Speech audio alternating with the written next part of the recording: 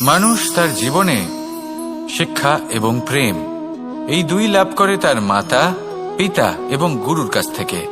কিন্তু মানুষ সবথেকে বেশি ভালোবাসে নিজের মাতাকে, কারণ মাতা খুব নির্মল চিত্তে ভালোবাসে, শান্ত মনে আমাদের অন্তরে শক্তির সঞ্চার করে থাকেন, আমাদের উৎসাহ দেন, বলশালী করে তোলেন। ব্যাপারটা কিন্তু এমন নয় যে আমরা নিজেদের বাবা বা গুরুকে ভালোবাসি না, তাদেরকেও আমরা অত্যন্ত ভালোবাসি, শুধু ওনাদের কঠোর ব্যবহার দেখলে আমরা একটু ভয় পেয়ে যাই। এবার ওনাদের এই কঠোর ব্যবহার আমাদের ভালো না লাগলেও অত্যন্ত আবশ্যক, কারণ মাতার থেকে আমরা যে শক্তি লাভ করি তা যেন নিয়ন্ত্রণ হারিয়ে বিধ্বংসী না হয়ে ওঠে, আমরা যেন কোনো কুপথে না চলে যাই, আমরা কখনো যেন দোষ না করে ফেলি। শুধু সেই জন্য পিতা এবং গুরু একটু কঠোর হয়ে ওঠেন, এবং ওনাদের এই কঠোর আচরণ ভবিষ্যতে গিয়ে আমরা অবশ্যই বুঝতে পারি।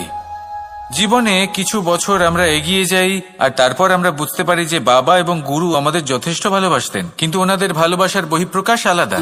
প্রয়োজনীয় হলো এটা দেখার, এটা বোঝার যে শুরু থেকে আমাদের প্রতি ওনাদের আচরণ কেমন ছিল।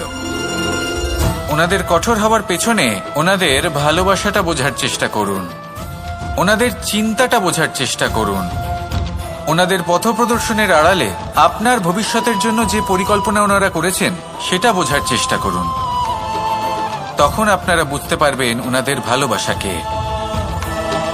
আপনার মনের মধ্যে আপনা থেকেই ওনাদের প্রতি সম্মান জেগে উঠবে।